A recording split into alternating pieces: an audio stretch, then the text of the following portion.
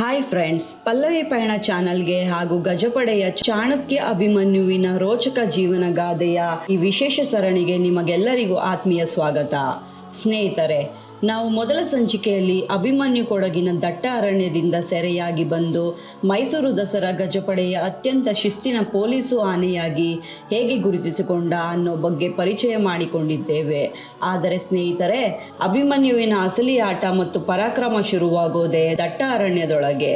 ಅರಮನೆಯ ಮುಂದೆ ಸಾಕ್ಷಾತ್ ಶಾಂತಮೂರ್ತಿಯಾಗಿ ರಾಜಕುಮಾರನಂತೆ ನಡೆಯುವ ಈ ಆನೆ ಒಮ್ಮೆ ಕಾಡಿನ ಯುದ್ಧ ಭೂಮಿಗೆ ಕಾಲಿಟ್ಟರೆ ಸಾಕು, ಅರಣ್ಯ ಇಲಾಖೆಯ ಪಾಲಿನ ಅಜೇಯ ಸೇನಾಧಿಪತಿಯಾಗಿ ವಿಶ್ವರೂಪ ತಾಳುತ್ತಾನೆ. ಇಂದಿನ ಈ ರೋಚಕ ಸಂಚಿಕೆಯಲ್ಲಿ ಅಭಿಮನ್ಯು ಹೇಗೆ ಕಾಡಿನ ಚಾಣಕ್ಯನಾದ, ತನ್ನ ಚತುರತೆಯಿಂದ ಮದವೇರಿದ ರೌಡಿ ಆನೆಗಳನ್ನು ಹೇಗೆ ಮಣ್ಣಿಸುತ್ತಾನೆ, ಅಷ್ಟೇ ಅಲ್ಲದೆ ಪ್ರಾಣವನ್ನೇ ಪಣಕ್ಕಿಟ್ಟು ನಡೆಸುವ ಅತ್ಯಂತ ಅಪಾಯಕಾರಿ ಹುಲಿ ಕಾರ್ಯಾಚರಣೆಯಲ್ಲಿ ಅಭಿಮನ್ಯು ತೋರುವ ಅಪ್ರತಿಮ ಧೈರ್ಯ ಮತ್ತು ಸಮಯ ಪ್ರಜ್ಞೆ ಎಂಥದ್ದು. ಅರಣ್ಯ ಇಲಾಖೆಯ ಯಾವುದೇ ಕಠಿಣ ಸವಾಲುಗಳಿಗೂ ಬೆನ್ನು ತೋರಿಸದ ಈ ಮಹಾವೀರನ ಸಾಹಸಗಾಥೆಯನ್ನು ಕಿಂಚಿತ್ತು ಮಿಸ್ ಮಾಡದೆ ಕೊನೆವರೆಗೂ ನೋಡಿ.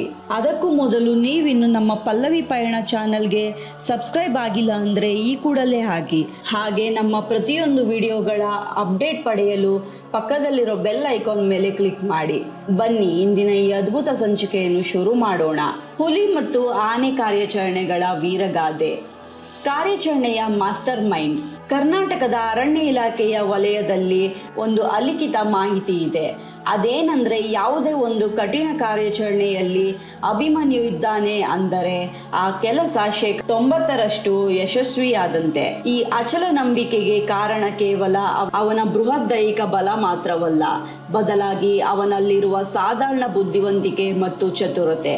ಸಾಮಾನ್ಯವಾಗಿ ಕಾಡಾನೆಗಳನ್ನು ಸೆರೆ ಹಿಡಿಯುವ ಸಂದರ್ಭಗಳು ಅತ್ಯಂತ ಅಪಾಯಕಾರಿಯಾಗಿರುತ್ತವೆ. ಅರವಳಿಕೆ ಚುಚ್ಚುಮದ್ದು ನೀಡುವ ಹೊತ್ತಿನಲ್ಲಿ ಕಾಡಾನೆಗಳು ಆಕ್ರಮಣಕಾರಿಯಾಗಿ ತಿರುಗಿ ಬಿದ್ದಾಗ ಎಂತಹ ಬಲಿಷ್ಠ ಸಾಕಾನೆಗಳು ಗಾಬರಿಯಿಂದ ಹಿಂದೆ ಸರಿಯೋದುಂಟು. ಆದರೆ ಅಭಿಮನ್ಯು ಮಾತ್ರ ಅಚಲವಾಗಿ ನಿಂತು ಪರಿಸ್ಥಿತಿಯನ್ನು ನಿಯಂತ್ರಿಸುತ್ತಾನೆ. ಅವನಿಗೆ ಕಾರ್ಯಾಚರಣೆಯ ಪ್ರತಿ ಹಂತವೂ ಕಂಠಪಾಠವಾಗಿದೆ.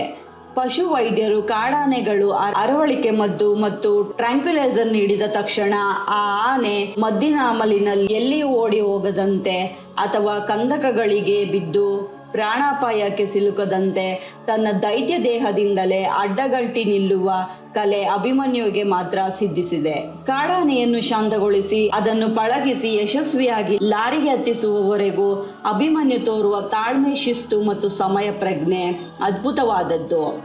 ಇಲಾಖೆಯ ಯಾವುದೇ ಸಂಕಷ್ಟದ ಸಮಯದಲ್ಲಿ ಆಪದ್ಬಾಂಧವನಂತೆ ನೆರವಾಗುವ ಅವನು ಈ ವೃತ್ತಿಪರತೆ ಮತ್ತು ಗಾಂಭೀರ್ಯವೇ ಅವನನ್ನು ಅರಣ್ಯ ಇಲಾಖೆಯ ಅತ್ಯಂತ ಬೆಲೆ ಬಾಳುವ ಆಸ್ತಿಯನ್ನಾಗಿ ಮಾಡಿದೆ. ಅಭಿಮನ್ಯುವಿನ ಈ ಕೌಶಲ್ಯವೇ ಅವನನ್ನು ಗಜಪಡೆಯ ಪಾಲಿನ ಅಸಲಿ ಚಾಣಕ್ಯನಾಗಿ ರೂಪಿಸಿದೆ.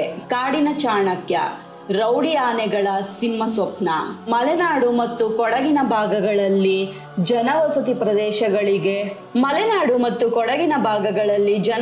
ಪ್ರದೇಶಗಳಿಗೆ ನುಗ್ಗಿ ಜನರ ನಿದ್ದೆಗೆಡಿಸಿದ ಅನೇಕ ರೌಡಿ ಆನೆಗಳನ್ನು ಅಭಿಮನ್ಯು ಒಬ್ಬನೇ ಎದುರಿಸಿದ್ದಾನೆ. ಒಮ್ಮೆ ಹಾಸನದ ಸಕಲೇಶ್ಪುರ ಭಾಗದಲ್ಲಿ ಒಂದು ಬಲಿಷ್ಠ ಆನೆ ಕಾರ್ಯಾಚರಣೆ ಮಾಡುವ ವೇಳೆ ಕಾಡಾನೆ ತಂಡದ ಮೇಲೆ ದಾಳಿ ಮಾಡಲು ಬಂದಾಗ ಅರ್ಜುನನಂತಹ ದೈತ್ಯ ಆನೆಗಳು ಅಲ್ಲಿರಲಿಲ್ಲ. ಅಂದು ರಂಗ ಪ್ರವೇಶ ಮಾಡಿದ್ದೇ ಈ ಅಭಿಮನ್ಯು ಈ ಆನೆಯ ಎದುರು ಬಂಡೆಯಂತೆ ನಿಂತು ತನ್ನ ಚೂಪಾದ ದಂತಗಳಿಂದ ಅದಕ್ಕೆ ಸಣ್ಣದೊಂದು ಎಚ್ಚರಿಕೆ ನೀಡಿದ. ಅವನು ಆಕ್ರಮಣ ಮಾಡುವುದಕ್ಕಿಂತ ಹೆಚ್ಚಾಗಿ ಎದುರಾಳಿ ಆನೆಯನ್ನು ಮಾನಸಿಕವಾಗಿ ಮಣ್ಣಿಸುತ್ತಾನೆ. ಅತಿ ಹಠಮಾರಿ ಆನೆಗಳನ್ನು ಸಹ ತನ್ನ ಸೊಂಡಲಿನಿಂದ ತಳ್ಳಿ ಲಾರಿಯೊಳಗೆ ಹತ್ತುವಂತೆ ಮಾಡುವಲ್ಲಿ ಅಭಿಮನ್ಯು ಪರಿಣಿತ. ಕೊಡಗಿನ ದುಬಾರೆ ಮತ್ತು ನಾಗರಹೊಳೆ ಶಿಬಿರಗಳಲ್ಲಿ ನೀವು ನೋಡಿದರೆ ಅಭಿಮನ್ಯು ತಂದ 100 ಆನೆಗಳು ಇಂದು ಪಳಗಿ ಸಾಕಾನೆಗಳಾಗಿವೆ. ಸ್ನೇಹಿತರೆ, ಅಭಿಮನ್ಯು ಕಾಡಾನೆಗಳ ಸೆರೆ ಹಿಡಿಯುವ ಕಾರ್ಯಾಚರಣೆಯಲ್ಲಿ ಇಂದಿಗೂ ಭಾಗವಹಿಸುತ್ತದೆ. ಇತ್ತೀಚೆಗೆ ಅಂದರೆ 2025-26 ಅವಧಿಯಲ್ಲಿ ಹಾಸನ, ಕೊಡಗು ಮತ್ತು HD ಕೋಟೆ, ಸರಗೂರು ಭಾಗದಲ್ಲಿ ಕಾಡಾನೆಗಳನ್ನು ಸೆರೆ ಹಿಡಿಯುವ ಮತ್ತು ಹುಲಿಗಳನ್ನು ಟ್ರ್ಯಾಕ್ ಮಾಡುವ ಕಾರ್ಯಾಚರಣೆಯಲ್ಲಿ ಸಕ್ರಿಯವಾಗಿ ಭಾಗವಹಿಸಿದೆ. ಆಪರೇಷನ್ ಟೈಗರ್, ಹುಲಿಗಳನ್ನು ಬೆನ್ನಟ್ಟುವ ವೀರ.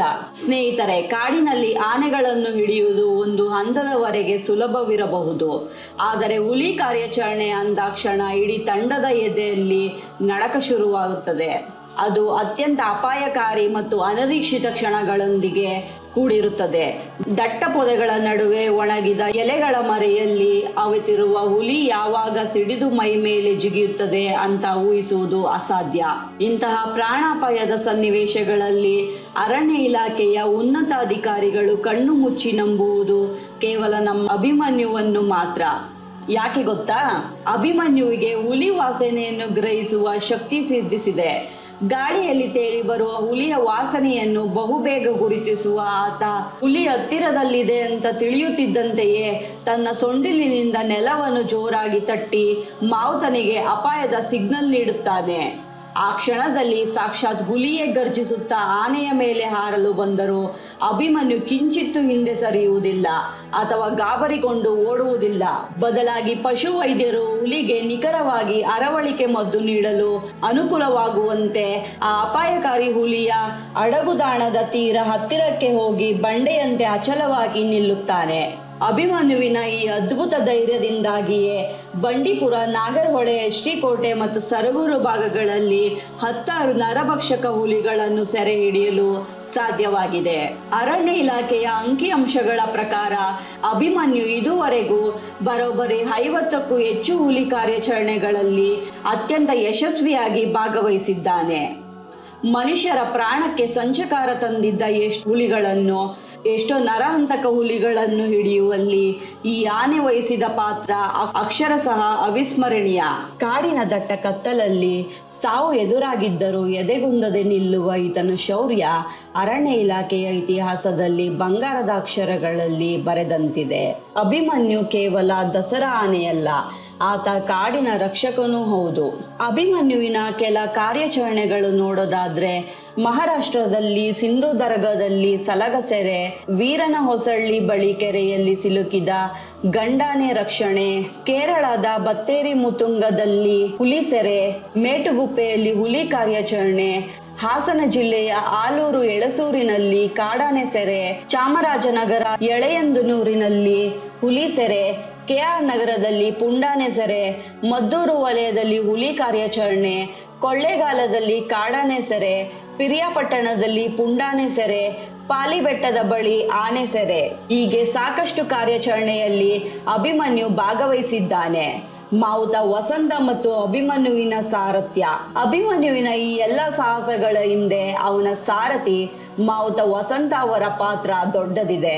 ವಸಂತ ಅವರು ಅಭಿಮನ್ಯುವಿನ ಮನಸ್ಸನ್ನು ಹಸ್ತದ ರೇಖೆಯಂತೆ ಅರಿತಿದ್ದಾರೆ. ಕಾಡಿನ ದಟ್ಟ ಕತ್ತಲಲ್ಲಿ ಅಥವಾ ಅಪಾಯದ ಸನ್ನಿವೇಶದಲ್ಲಿ ವಸಂತ ಅವರು ನೀಡುವ ಸಣ್ಣ ಸನ್ನೆಗೂ ಅಭಿಮನ್ಯು ಸ್ಪಂದಿಸುತ್ತಾನೆ. ಇವರಿಬ್ಬರ ನಡುವೆ ಇರುವುದು ಮಾವುತ ಆನೆಯ ಸಂಬಂಧವಲ್ಲ, ಬದಲಾಗಿ ಇವರಿಬ್ಬರು ಯೋಧರ ನಡುವಿನ ನಂಬಿಕೆ. ಅಭಿಮನ್ಯು ಕಾರ್ಯಾಚರಣೆಯಲ್ಲಿದ್ದಾನೆ ಎಂದರೆ ಅಧಿಕಾರಿಗಳು ನಿರಾಳವಾಗಿರುತ್ತಾರೆ. ಆತ ಇಲಾಖೆಯ ಪಾಲಿಗೆ ಕೇವಲ ಆನೆಯಲ್ಲ, ಬದಲಾಗಿ ಯಾವುದೇ ಕಷ್ಟದ ಸನ್ನಿವೇಶಗಳನ್ನು ಸುಲಭವಾಗಿಸುವ ಟ್ರಬಲ್ ಶೂಟರ್. ಅದಕ್ಕೆ ಹೇಳೋದು ಶಕ್ತಿಗಿಂತ ಯುಕ್ತಿ ದೊಡ್ಡದು ಅಂತ. ಈ ಯುಕ್ತಿಗೆ ಮಾರುರೂಪವೇ ನಮ್ಮ ಅಭಿಮನ್ಯು. ಇನ್ನು ಕಾಡಾನೆಗಳನ್ನು ಸೆರೆ ಹಿಡಿಯುವ ಕಾರ್ಯಾಚರಣೆಗಳಲ್ಲಿ ಅಭಿಮನ್ಯುವಿನ ಜೊತೆ ಮಾವುತ ವಸಂತ ಅವರ ಪಾತ್ರವು ದೊಡ್ಡದಿರುತ್ತದೆ. ಇಲ್ಲಿ ಇವರಿಬ್ಬರು ಜೊತೆಗೂಡಿ ಕೆಲಸ ಮಾಡಬೇಕಾಗಿರುತ್ತದೆ. ಕಾಡಿನಲ್ಲಿ ಮಾವುತ ಶಬ್ದ ಮಾಡುತ್ತಾ ಆನೆಗೆ ಕಮ್ಯಾಂಡ್ ಮಾಡಿದರೆ ಎದುರಾಳಿ ಹುಲಿಯೇ ಆಗಲಿ ಅಥವಾ ಕಾಡಾನೆಯೇ ಆಗಲಿ, ದಾಳಿಕೋರ ಆನೆಯ ಮೇಲೆ ಮನುಷ್ಯ ಇರುವುದು ಗೊತ್ತಾದರೆ ಅವು ದಾಳಿ ಮಾಡುವ ಸಾಧ್ಯತೆಗಳೇ ಹೆಚ್ಚು. ಹೀಗಾಗಿ ಶಬ್ದ ಮಾಡದೆ ಕೇವಲ ಕಾಲಿನಿಂದಲೇ ಅಭಿಮನ್ಯುವನ್ನು ವಸಂತ ನಿಯಂತ್ರಿಸುತ್ತಾರೆ. ಈ ಕಲೆ ನೋಡುವುದೇ ಒಂದು ಸೊಗಸು. ವೇಗವಾಗಿ ಬಂದು ದುಪ್ಪನೆ ನಿಲ್ಲುವುದು, ಸೈಲೆಂಟ್ ಆಗಿದ್ದುಕೊಂಡೇ ದಿಢೀರ್ ದಾಳಿ ಮಾಡುವುದು ಅಭಿಮನ್ಯುವಿನ ವಿಶೇಷತೆಗಳಲ್ಲಿ ಒಂದು. ಕಾಡಾನೆ ಎರಗಿ ಬಂದರೂ ತಕ್ಷಣ ಎಡ ಮತ್ತು ಬಲಕ್ಕೆ ಸರಿದು ಎದುರಾಳಿಯಿಂದ ತಪ್ಪಿಸಿಕೊಳ್ಳುವುದು ಅಭಿಮನ್ಯುವಿನ ಹುಟ್ಟುಗುಣ. ತನ್ನನ್ನು ಲಾಲನೆ ಪಾಲನೆ ಮಾಡುವ ವಸಂತನನ್ನು ಹುಲಿ ಕಾರ್ಯಾಚರಣೆಗಳಲ್ಲಿ ಅಭಿಮನ್ಯು ಬದುಕಿಸಿದ್ದಾನೆ. ಕಾಡಾನೆ ದಾಳಿ ಸಂದರ್ಭದಲ್ಲಿ ಪ್ರಾಣವನ್ನು ಪಣಕ್ಕಿಟ್ಟು ಆನೆಯಿಂದ ಬೀಳುವ ಸಂದರ್ಭದಲ್ಲೂ ವಸಂತ ಎದೆಗುಂದದೆ ಇಲ್ಲಿಯವರೆಗೂ 100ಕ್ಕೂ ಹೆಚ್ಚು ಆನೆಗಳನ್ನು ಸೆರೆ ಹಿಡಿದಿದ್ದಾರೆ. 7ಕ್ಕೂ ಅಧಿಕ ಹುಲಿಗಳನ್ನು ಕಾರ್ಯಾಚರಣೆ ವೇಳೆ ಪತ್ತೆ ಹಚ್ಚಿದ್ದಾನೆ. ಸ್ನೇಹಿತರೆ, ಅಭಿಮನ್ಯು ಕೇವಲ ಆನೆಗಳನ್ನು ಹಿಡಿಯುವ ಕೆಲಸ ಮಾತ್ರವಲ್ಲ, ಸೆರೆ ಹಿಡಿದ ಆನೆಗಳಿಗೆ ಕ್ರಾಲ್ ಕಟ್ಟುವಲ್ಲಿ ಕೂಡ ನಿಪುಣನಾಗಿದ್ದಾನೆ. ಕ್ಷಣಾರ್ಧದಲ್ಲೇ ಮರದ ದಿಮ್ಮಿಗಳನ್ನು ದಂತದಿಂದಲೇ ಸಿಗಿಸಿಕೊಂಡು ಮರದ ಮೇಲೆ ಮರ ದಿಮ್ಮಿ ಹಾಕುತ್ತಾ ಜೇಡರ ಬಲೆ ಹೆಣೆದಂತೆ ಕ್ರಾಲ್ ನಿರ್ಮಿಸುವುದರಲ್ಲಿ ನಿಪುಣನಾಗಿದ್ದಾನೆ. ಕಾಡಾನೆಯನ್ನು ಸುಲಲಿತವಾಗಿ ಲಾರಿಯಿಂದ ಇಳಿಸಿ ಕ್ರಾಲ್ಗೆ ತಳ್ಳುವುದು ಕೂಡ ಅಭಿಮನ್ಯು ಜಾಣ್ಮೆಗೆ ಹಿಡಿದ ಕೈಗನ್ನಡಿಯಾಗಿದೆ. ದೇಶದ ವಿವಿಧೆಡೆ ಅಂದ್ರೆ ಮಹಾರಾಷ್ಟ್ರ, ಮಧ್ಯಪ್ರದೇಶ ಸೇರಿದಂತೆ ವಿವಿಧ ರಾಜ್ಯಗಳಲ್ಲಿ ಆನೆ ಮತ್ತು ಹುಲಿ ಕಾರ್ಯಾಚರಣೆಗಳಲ್ಲಿ ಪಾಲ್ಗೊಂಡ ಹೆಗ್ಗಳಿಕೆ ಅಭಿಮನ್ಯುವಿಗಿದೆ. ಸ್ನೇಹಿತರೆ, ಕಾಡಿನಲ್ಲಿ ಯಮನಂತೆ ಕಾಣುವ ಅಭಿಮನ್ಯು ಅರಮನೆಯ ಅಂಗಳಕ್ಕೆ ಬಂದರೆ ಸಾಕ್ಷಾತ್ ಸೌಮ್ಯಮೂರ್ತಿ. ಅರ್ಜುನನ ನಂತರ ಅಂಬಾರಿ ಹೊರುವ ಜವಾಬ್ದಾರಿ ಅಭಿಮನ್ಯುವಿನ ಹೆಗಲೇರಿದ್ದು ಹೇಗೆ? ಈ 8 ಬಾರಿ ಅಂಬಾರಿ ಹೊತ್ತ ವೀರನ ಉತ್ತರಾಧಿಕಾರಿಯಾಗಿ ಅಭಿಮನ್ಯು ಪಟ್ಟಾಭಿಷೇಕ ಮಾಡಿಸಿಕೊಂಡ ರೋಚಕ ಕ್ಷಣಗಳ ಬಗ್ಗೆ ನಾವು ಮುಂದಿನ ಸಂಚಿಕೆಯಲ್ಲಿ ನೋಡೋಣ. ಆ 8 ಬಾರಿ ಅಂಬಾರಿ ಹೊತ್ತು ವೀರನ ಉತ್ತರಾಧಿಕಾರಿಯಾಗಿ ಅಭಿಮನ್ಯು ಪಟ್ಟಾಭಿಷೇಕ ಮಾಡಿಸಿಕೊಂಡ ರೋಚಕ ಕ್ಷಣಗಳ ಬಗ್ಗೆ ಮುಂದಿನ ಸಂಚಿಕೆಯಲ್ಲಿ ನೋಡೋಣ. ಅಂಬಾರಿ ಹೊರಲು ಅಭಿಮನ್ಯು ನಡೆಸಿದ ತಯಾರಿ ಮತ್ತು ಅವನ ಪಟ್ಟಾಭಿಷೇಕದ ಕತೆ ಕೇಳಲು ಮರೆಯಬೇಡಿ. ಈ ವಿಡಿಯೋ ಇಷ್ಟ ಆಗಿದ್ರೆ ಲೈಕ್ ಮಾಡಿ, ನಿಮ್ಮ ಫ್ರೆಂಡ್ಸ್ ಜೊತೆ ಶೇರ್ ಮಾಡಿ ಮತ್ತು ಚಾನಲ್ಗೆ ಸಬ್ಸ್ಕ್ರೈಬ್ ಆಗಿ. ಧನ್ಯವಾದಗಳು.